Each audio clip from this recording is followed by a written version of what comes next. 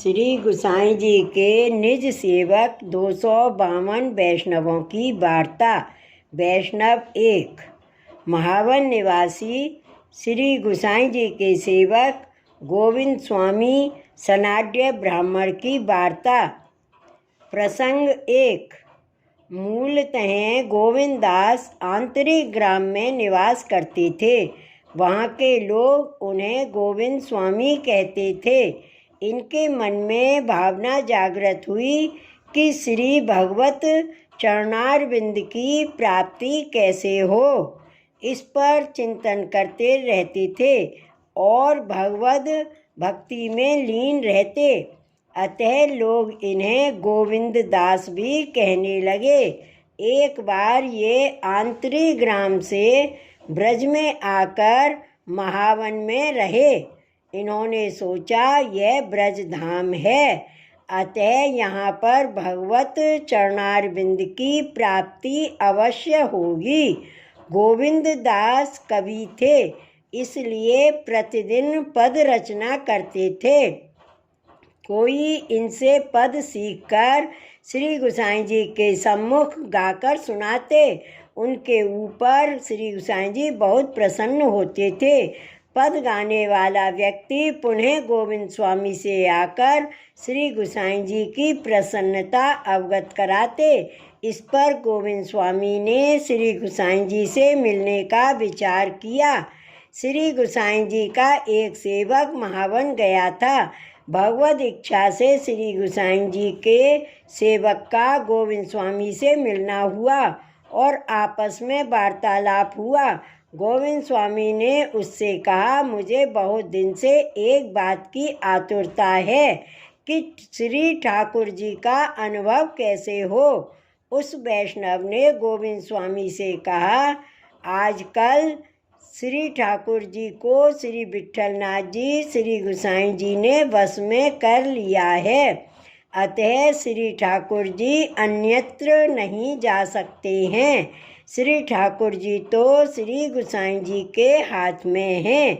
यह सुनकर गोविंद स्वामी को अति आतुरता हुई। गोविंद स्वामी ने उस वैष्णव से कहा, मुझे श्री गोकुल में श्री गुसाई जी के पास ले चलो। वे वहाँ से उठकर श्री गोकुल में आए।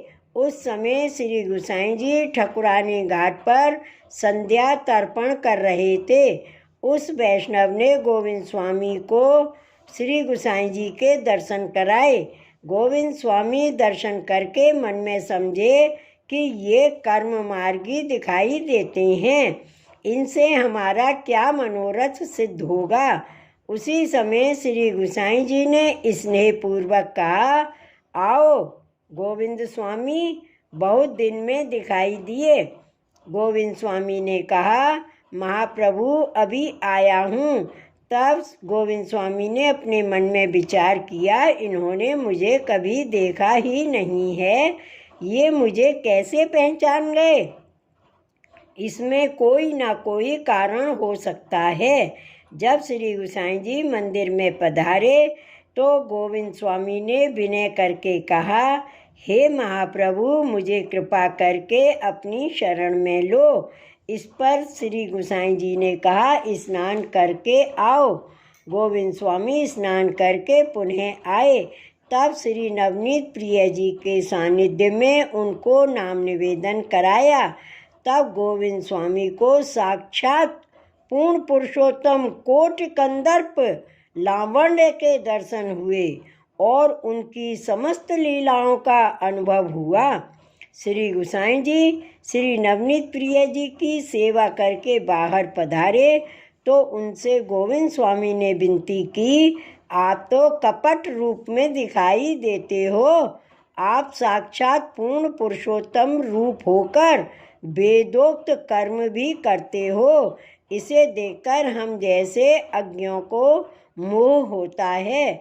इस पर श्री गुसाई जी ने आज्ञा की, यह भक्ति मार्ग तो फूल का वृक्ष है और कर्म मार्ग कांटों की बाढ़ है, अतः कर्म मार्ग की बाढ़ के बिना भक्ति मार्ग जैसे फूल के वृक्ष की रक्षा कैसे हो सकती है। यह सुनकर गोविंद स्वामी बहुत प्रसन्न हुए। गोविंददास ऐसे कृपा पात्र भगवदीय हुए। श्री परम दयाल गोसाई जी की जय। श्री गोवर्धन नाथ की जय।